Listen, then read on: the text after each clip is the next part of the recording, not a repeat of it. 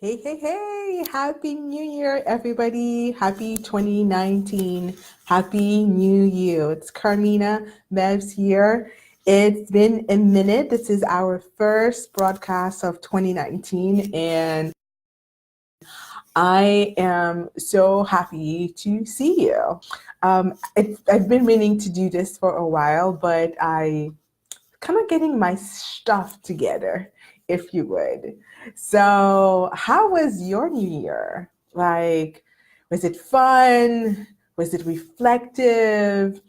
Um, whether you watching this in a replay or you watching live, I would love it if you would drop me an emoji in the comments to let me know, to let us know how is 2019? How is the end of 2018 for you, and how is 2019 shaping up? I just one thing that as I was kind of getting preparing for a chat today, I was thinking, that sometimes, and I'm curious if you ever felt that way, sometimes we do things a certain way because that's how we've always done them, right? It's like, oh, well, that's just the way it is, so I'm always doing it that way. And then something or someone comes along and they do it differently, and we're like, well, wait a second, why aren't we doing that way, right? So sometimes we're so into our way of doing things that we forget that there are other options, other possibilities. And that was kind of my experience this year. New Year's Eve has been, for me, when I was growing up, a very special time of the year because I grew up in Haiti, and in Haiti it's kind of a because one, it's the new year, and then it's also Haiti's Independence Day, so it's kind of a big deal, right? And I grew up in a pretty strict household, so I wasn't really allowed to go out that much. But somehow on New Year's Eve, the grip kind of loosened up a little bit. So I was able to do stuff. And I think that's part of the reason why it was such a special holiday for me. And then I moved here, I moved to the States, and New Year's kind of became boring, right? For one reason is I didn't have friends. I had just moved here at the time. I didn't really know places to go to. And then, I moved to the East Coast. It's so damn cold. So really kind of removed the the wanting for me to do anything during that time of the year, right? And so, what I started to do, since I had nothing better to do, is kind of started a tradition of at the end of the year, particularly New Year's, I would kind of do a reflection in a planning session. I would kind of reflect back on what the year before has been like, and then what I'm looking forward to for the new year. So it's something I've done for years and years and years, right? And then for some reason, this year, out of the blue, it just dawned on me. I'm like, you know what? I want to do something different for New Year's. Like, I don't want to be the same old, it's just like a regular night. I get to bed and I wake up the next day and it's another year. I wanted to do something different, right? And so I decided to invite a couple of friends over. And that's what I did. I had a couple friends over. They came, they brought some food. I had food, I had champagne. We played some games. It was fun. It was so much fun. Um, and yet, I still didn't do the things that I didn't want to do, which was go brave the cold, brave the crowd and the icy roads. I still didn't do that. And yet I still got to have what I wanted, right? And so to me, that was like an interesting an interesting finding, if you would. It was kind of surprising because I think deep down, I've always been an or person. So I can have this or I can have that instead of being an and person. Yeah, I can have fun on New Year's and still stay home, right? Just because I don't want to go out doesn't mean I can't bring the party to me, which is what I did this year. And it was super, super fun. So I think I might do this next year as well. So for you, I'm just curious, you know, where in your life are you limiting yourself with or statements all over the place? Where is a possibility for you to open up, right? And make 2019 the year of and. Yes, you can have your cake and eat it too. Whoever said you couldn't didn't know what they were talking about. So, that is one of the things, you know, I've decided this year that I'm going to let go of. I'm going to let go of the word or in my life. I'm going to become an and person because, I still had my year review session, and actually I had it with friends, and it was super fun. We had a set of questions for the year that we wanted to review for 2018, and a handful of questions for the new year of what we wanted 2019 to feel like, right? Not so much resolutions and goals, which are important, but from a more almost spiritual way, if you would, like what do you want 2019 to feel like? Like if you had to pick three words, right? Three adjectives even that you wanted to describe 2019 with, what would they be? Right? So much more fun than doing your goals and resolutions that we never keep anyway. So I don't know what we bother, but actually I do know, but that's besides the point. So that's the first thing I've decided to let go of this year is the word or.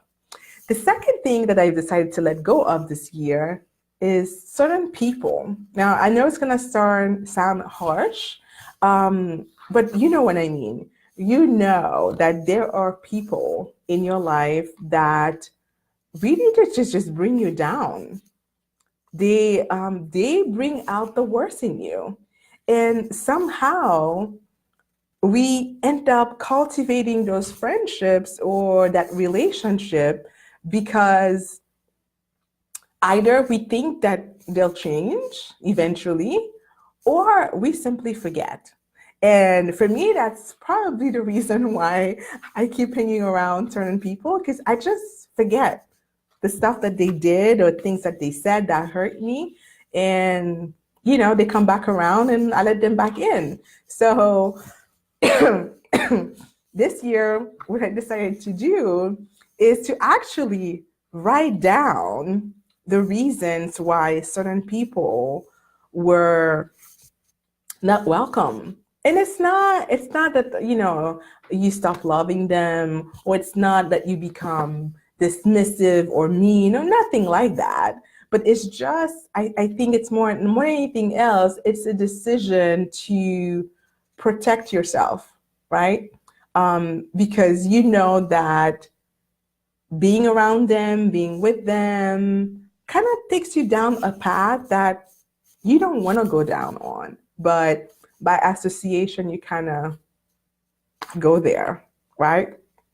So that's kind of a tough one to do, right? Because some of those people we actually love pretty dearly, right? But at times I feel we just have to choose us first. And the third and last thing that I've decided to let go of in 2019 is expectations. Now that's a weird one because you're like, what do you mean, Carmina? So I'm not supposed to expect anything? Um, no, that's not what I mean. What I really mean is that you can be committed to a particular outcome, but just not attached to it. And the reason I say that is because, you know, often, I don't know about you, but too often we define our happiness by the degree to which people and things align to the way we think they should be or the way they should behave, right? And if they don't, if things don't pan out the way that we had imagined that they would, we're like, oh, I'm miserable, right? I remember I had a business coach one time, and she asked a question. She said, "What is your capacity for disappointment?" Well, I thought that was kind of a weird question, but there's a lot of wisdom in that question.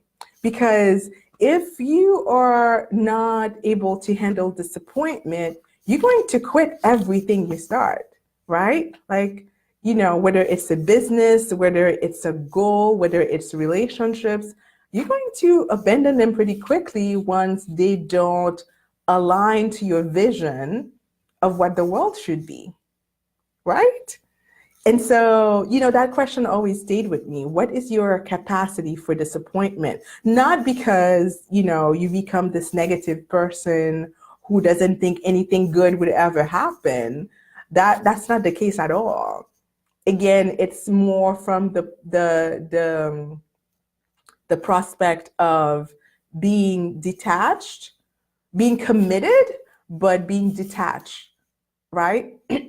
So yes, there are certain goals I want to accomplish, so I'm committed to achieving those goals, but I am not committed, I'm not attached to them panning out exactly the way I had envisioned it. Because just because something doesn't, the results that I'm getting are not exactly the ones that I had envisioned, does it mean that I failed? No, it doesn't mean that you failed. It just means that you've gotten a different outcome. You've still gotten an outcome, and hopefully it's a positive one. And I would even argue, even if the outcome was negative, didn't you learn something anyway from that negative outcome? That way you know the next time how not to do it. Yeah, it wasn't the outcome that you were hoping for. Nothing wrong with hoping, but it is not so that you're not so attached to it that if you don't get it, it's an automatic, well, I'm quitting, right? So that is how I'm starting 2019. It's with the with letting go of certain things in my life that I realized did not serve me in 2018, right? And equally important, I think it's, taking the time to kind of look back at 2018 and figuring out, well, what are the good things from 2018? What did I learn? What people did I come across? What ideas? Um, what feelings, right, do I want to take with me in the new year, right? If they served you in 2018, no reason to leave them behind in 2019. That's not the way I see it, at least. So anyway, that's what I wanted to share with you as we start the new year together, because 2019 had better be amazing. That's my wish for you. That 2019 is a year of peace, a year of restored relationships, of good health, of maturity, of integrity, tranquility, harmony, success and fulfillment, safety and security. I wish for you for this year that you find shalom in everything that you do. So anyway, I want to leave you with a really nice resource that I found online, and it's called the release meditation technique. It's a very nice meditation, very simple, so easy to do, and so powerful.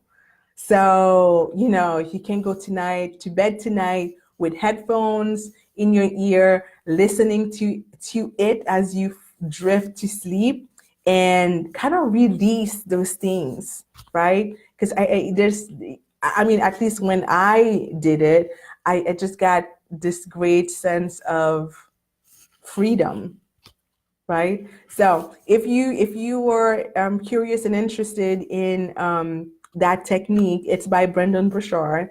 And if you want the link, send me a what you call it, a private message, and I will send you the one that I used. I thought it was really powerful and brilliant. So here's to a wonderful, amazing, and peaceful 2019. And I can't wait to see what it brings for you and me. All right, you guys, I'll see you next time. Take care. Bye for now.